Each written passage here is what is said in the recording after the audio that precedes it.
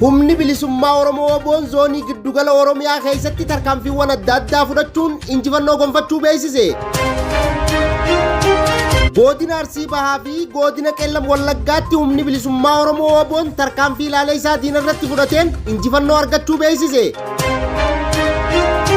Tarkaanfii torbee tokko keessatti WBO'n fudhachaa jiruun dhumaatiin milishaa Oromiyaa torbaan dabran keessatti nama 368 caaluun ifoome. walitti bu'iinsi siyaasaa fi waraana gidduu United States, Israel fi Iran yeroo ammaa sadarkaa yaaddeessaa irra ga'uun dhaga'ame. Gurraandhala 28,2026 ashamaa harka fuunee hordoftoota miidiyaa walabummaa Oromiyaa kanneen hangafoota oduutii bal'ina oduutii fangaduma sagantaa keenyaatti na waliin turaan afeerraa kooti.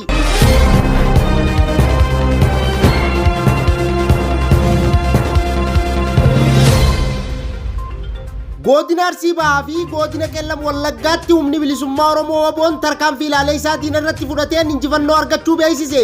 Bal'ina oduutiif Jaal Magarsaan waan qindeeffate qaba. Humni bilisummaa Oromoo zoonii kibba bahaa Oromiyaa godina Arsii Bahaa aanaa Tiyyoo ganda dhakaakaa qonnichaa keessatti tarkaanfii waraana humnoota mootummaa irratti fudhateen milkii argachuu isaa ifatti beeksiseera. Akka odeeffannoon qondaaltota WBO zoonicha irraa argame ibsutti lolichi yeroo gabaabaa keessatti geggeeffame miidhaa cimaa humna diinaa irraan gaheera. Tarkaanfii kanaan loltoonni mootummaa hedduun ajjeefamuu isaanii kan ibsan yoo ta'u kanneen biroon immoo madaa'uu isaanii odeeffannoon ni mul'isa. Injifannoon galmaa'e kun gama meeshaa waraanaatiin bu'aa guddaa kan argamsiise ta'uu ibsame. Meeshaalee waraanaa diina irraa booji'ame keessaa qawwee AKM8 hidhannoo isaanii guutuu waliin akkasumas bilbiloonni quunnamtii fi dookimentoonni adda addaa hiikamuun moonaa qabsoo bilisummaa Oromoof galii ta'aniiru.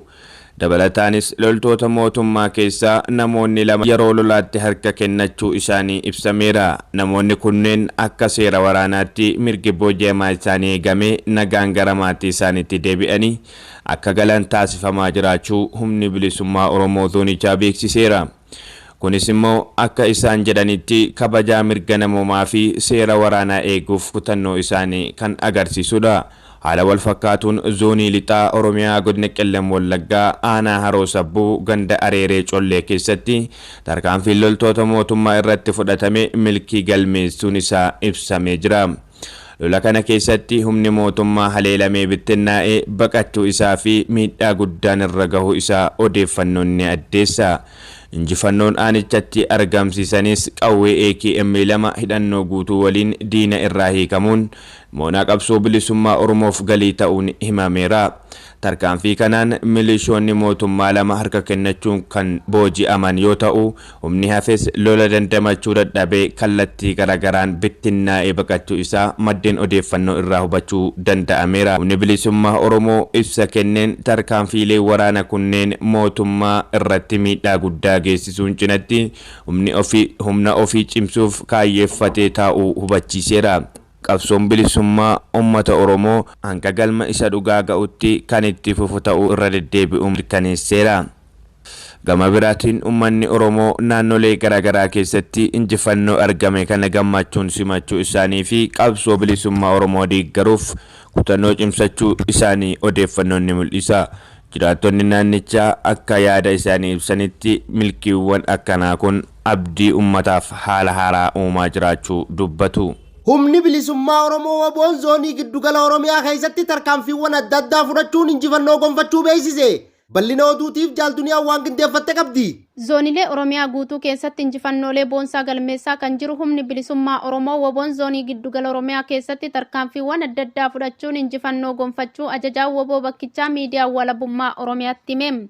Akka gabaasni zoonii giddugalaa ibsutti Birgeediin Tufaa Bunaa tarkaanfii Ona Dahaa Baargaa Shawaa Lixaa keessatti humna waraana PP bobbaa opereeshinii jedhuuf socho'aa turte irratti fudhateen Gurraandhala 25,2026 godina Lixa Shaggar Aanaa Dahaa Baargaa gandoota akka Dheebessaa Agadaa, ganda Dirree Madalee, ganda Iluu Xoosinyeetti injifannoo argame. Birgeediin Tufaa Bunaa injifannoolee gurguddoo argateera.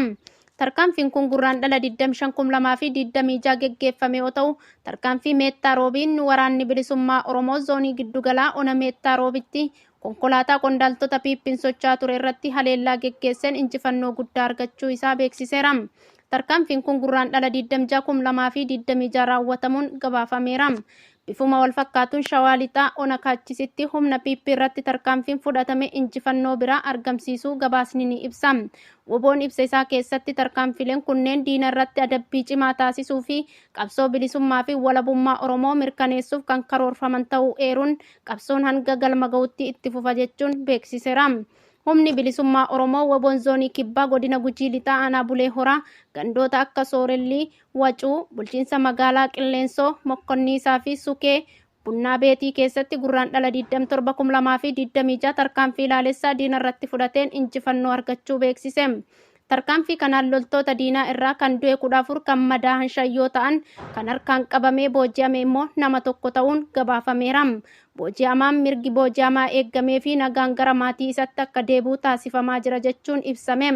Gama injifannoo meeshaalee waraanaa gurguddaa keessaa diishkaa tokko, rasaasa diishkaa 210, qawwee AK-2 hidhannoo guutuu waliin akkasumas dhodhootuwwanii fi dokumantiiwwan garaagaraa dugda diinaarraa hiikamuun moonaa qabsoo bilisummaa Oromoof galii taasifameera. Dabalataan konkolaataan loltoota diinaa paatroolii 5 dhuunfatamee harka woboo seenuun beekameera. Tarkaanfii torbee tokko keessatti woboon fudhachaa jiruun dhumaatiin milishaa Oromiyaa torbaan dabran keessatti nama 368 caaluun ifoome. Bal'ina oduutiif Jaal Magarsaan waan qindeeffate qaba. Torban tokko darban keessa godinaalee garaagaraa Oromiyaa keessatti dhumaatiin miseensota milishaa PP fi qaamolee nageenyaa PP haala yaaddessaa ta'een dabalaa jiraachuun gabaafameera. Odeeffannoon kun maddoota adda addaa irraa walitti qabamee mirkaneeffamee qofa of keessaa qaba. Lakkoofsi dhugaa kana caaluu mala. Tarree haala guyyaa fi bakkaatiin guyyaa 15 ji'a 2 bara 2026 Arsii Zuwaayee Dugdaa milishaa 18, guyyaa 19 ji'a 2 bara 2026 Shawaa Kaabaa aanaa Muloo magaalaa Muloo milishaa 112, guyyaa 20 ji'a 2 bara 2026 Arsii Lixaa aanaa Heeban Arsii Amboo Gooda 3 fi Laanqichaa milishaa 73, guyyaa 20 ji'a 2 bara 2026 Qellem Wallaggaa aanaa Daallee 3 milishaa fi miseensa mootummaa gandaa 14, guyyaa 21 ji'a 2 bara 2026 Wallagga Lixaa aanaa Hayiraa naannoo Obstaala Riiferaalii Hayiraa milishaa 6, guyyaa 21 ji'a 2 bara 2026 Harargee Lixaa Burqaa Dhintuu milishaa 13, guyyaa 22 ji'a 2 bara 2026 Gujii aanaa Sabbaa Boruu milishaa 14, guyyaa 24 ji'a 2 bara 2026 Arsii Lixaa Siraaroo milishaa 9, guyyaa 24 ji'a 2 bara 2026 Iluu Abbaa Booraa aanaa Buree ganda Qotoree milishaa 10, guyyaa 25 ji'a 2 bara 2026 Shawaa Lixaa aanaa Cobii milishaa 5, guyyaa 25 ji'a 2 bara 2026 Shawaa Lixaa aanaa Ada'aa Bargaa ganda Deebisaa Angaasaa milishaa fi qaamolee nageenyaa biroo waliin 21, guyyaa 26 ji'a 2 bara 2026 Horroo Guduruu aanaa Amuruu naannoo Walagee milishaa 9, guyyaa 26 ji'a 2 bara 2026 Shawaa Lixaa aanaa Gindabarat Qarree Doobbii milishaa 8, guyyaa 26 ji'a 2 bara 2026 Shawaa Lixaa aanaa Meettaa Roobii milishaa fi poolisii 23, guyyaa 26 ji'a 2 bara 2026 Arsii Bahaa aanaa Roobee ganda Sibee Maraaroo milishaa 13, guyyaa 26 ji'a 2 bara 2026 Arsii Bahaa aanaa Xiyyoo naannoo Asallaa milishaa fi poolisii 8,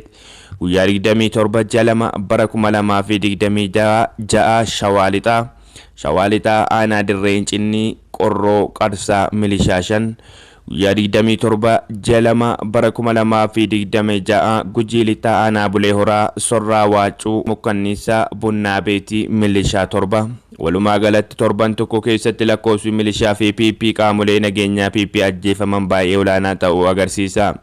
Haalli nageenya Oromiyaa keessatti hammaachaa jiraachuu hubachuunis barbaachisaadha. Gabaasni kun odeeffannoo kallattiin mirkaneeffame qofa irratti hundaa'a. Lakkoofsi dhugaa kana caaluu danda'a. Kaayyoon isaa balaa nageenya Oromiyaa dabalaa jiru hawaasni Oromiyaa fi qaamoleen dhimmi ilaallatu murtii hubatanii fala akka barbaadan hubachiisuudha. Injifannoon uummata Oromoof woboon hawaaru Oromiyaan biyya. Walitti bu'iinsi siyaasaa fi waraana gidduu Yuunaayitid Isteet, Israa'elii fi Iiraan yeroo ammaa sadarkaa yaaddeessaa irra ga'uun dhaga'ame. bal'ina oduutiif jaal duniyaa waan qindeeffatte qabdi. Walitti bu'iinsi siyaasaa fi waraana gidduu Yuunaayitid Isteet, Israa'elii fi Iraan yeroo ammaa sadarkaa yaaddessaa irra gahee jira. Haalli kun tasgabbii naannoo baha giddu galeessaa qofa osoo hin taane nageenya addunyaa irratti dhiibbaa guddaa geessisaa jira. Haala mudateen odeeffannoon mootummaa Ameerikaa fi Israa'el irraa bahe akka mul'isutti humnoonni isaanii bakkeewwan waraanaa fi sagantaa atoomaa Iraan irratti tarkaanfii waraanaa fudhataniiru. Iraan ammoo deebii misileewwanii fi haleellaa humna qilleensaa raawwatameera jedhamee gabaafameera. Haleellaa fi deebiin kun naannoo Teheraanii fi bakkeewwan waraana adda addaa keessatti miidhaa geessiseera. Odeeffannoon mootummaa Iraan irraa bahe akka jedhutti namoonni nagaa fi loltoonni miidhamaniiru. Yaaddoon addunyaa dhaabbileen addunyaa akka Yuunaayitid Naashin marii ariifachiisaa geggeessuun walitti bu'iinsa akka dhaabbatu waamicha dhiyeessaniiru. Biyyoonni Awurooppaa, Chaayinaa fi Raashiyaa walitti bu'iinsa kanaan balaa bal'inaan uumamuu danda'u ibsaniiru. Gatiin boba'aa addunyaa ol ka'uu jalqabeera. Gabaan maallaqaa fi daldalaa tasgabbii dhabuu agarsiisaa jira. Biyyoonni ollaa Iraanii fi Israa'el balaa nageenyaa fi baqattoota irratti yaaddoo qabani. Tarkaanfileen fudhataman waamicha marii dippiloomaasii fi araaraa walgahii ariifachiisaa mana marii nageenya UN biyyoonni hedduun lammiilee isaanii naannoo sana irraa akka baasan akeekkachiisa kennan. Mariin iccitii karaa dippiloomaasii itti fufeera jedhamee himama. Walitti bu'iinsi US, Israa'elii fi Iraan jidduutti uumame kun yoo furmaata dippiloomaasii hin arganne ta'e gara waldhabdee bal'aa addunyaatti ce'uu danda'a jedhamee yaaddoo guddaan ibsamaa jira. Miidiyaan walabummaa Oromiyaa oduu sirrii yeroo sirrii jala buunee isin qaqqabsiifna. Eegaa hordoftoota miidiyaa walabummaa Oromiyaa oduun ammaaf qabnu kanumaa oduu birootiin hanga walitti deebinuu nagaan nuuf tura. Horaa bulaa deebana.